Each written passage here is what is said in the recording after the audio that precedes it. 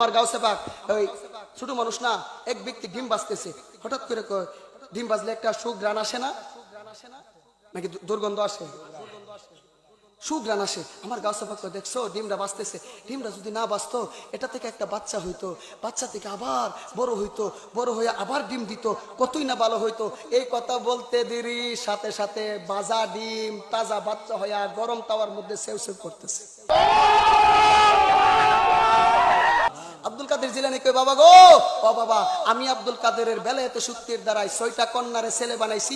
মহিলার গর্ভের ভিতরে ছিল একটা কন্যা, বাচ্চাটা ছিল কন্যা, এটারও ছেলে বানাইছি। বাবা তুমি যদি আমার বাম গালে তাপ্পর দিবা, এই বাগদাদের জমিনে একটা কন্যা রাখবো না, সবাইরে আমি আব্দুল কাদেরের বেলায়েতে শক্তি দ্বারা ছেলে বানাই। ও মাই গড, ক্ষমতা আসেনি? আছে। এবার বাবা যখন বাম গালের মধ্যে তাপ্পর মারতে গেছে, ছেলে মারছে দৌড় মেরে গিয়া কবরস্থানের ভিতরে ঢুকছে। কবরস্থানের ভিতরে কি যেন তেন লোক ঢুকতে পারবো? বাবা যখন গিয়ে দেখতেছে, কিরে আমার ফুত কই, এদিকে সেদিকে তাকাইতে আছে। এখন ফুতের লেগা মাই আছে না, আব্দুল কাদের, আব্দুল কাদের কই তুমি? আব্দুল কাদের ছিলেন অনেকক্ষণ পরে কই কবর ভিতর থেকে, আব্বা আমি আছি কবরের ভিতরে। আব্দুল কাদের ছিলেন একথা বলার পর তুই কি করস, তুই কবর কি করস, বাইর হ, উচ্চস্বরে কথা বলিও না। বাবা গো, আমি কি একা বাহির হব নাকি যেই কবরে ঢুকছি ওই কবর ওয়ালাকে নিয়ে বাহির হব? পাটনামি করিস না, বাইর হ। বাবা যদি আরেকবার বলবা এই কবরস্থানের ভিতরে একটা মুর্দা রাখবো না, সবগুলোরে নিয়ে কিন্তু এটা দাঁড়ায় যাবো। তুই দাঁড়ানো লাগতো না, তোরা শাসনও করতাম না, তুই বাইর হ।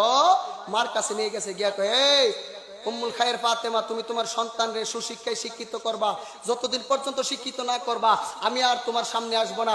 ইন দি মিন টাইমে এবার আব্দুল কাদের জিলানী রে তখন রাইখা গেল, আব্দুল কাদের তুই ফেরো থাকতে এত জ্বালান আমার জ্বালাইছো, দুনিয়াতে এসেও জ্বালাইবি, কত জ্বালাইবি? কই মা তুমি আমার হুড়া দিলা, তুমি কি আমার কম জ্বালাইছো? সন্তানও যদি কই, মা তোমার ফেরো থাকতে আমি তুমি আমার কত কত জ্বালাইছো, মাইনা নেওয়া যায়? মা আমি তো তোমার জন্য কম কিছু করি না, বাড়িতে ভিক্ষুক আসছিলেন বলে হা, ভিক্ষুক রে একটা বাগাইসা মারছিলেন বলে হা, ওমা ওই দিনের বাঘটা ছিলাম আমি আব্দুল কাদের জিলানী। আরো জোরে কোন, আরো জোরে।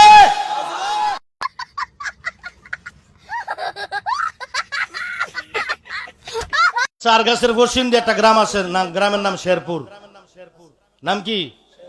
শেরপুর থেকে রাত্রে মাহফিল করে রওনা দিছি, আমার মনে নাই গাড়ির যে তেল নাই। আমার 100 SS একটা হিরো হুন্ডা ছিল তখন,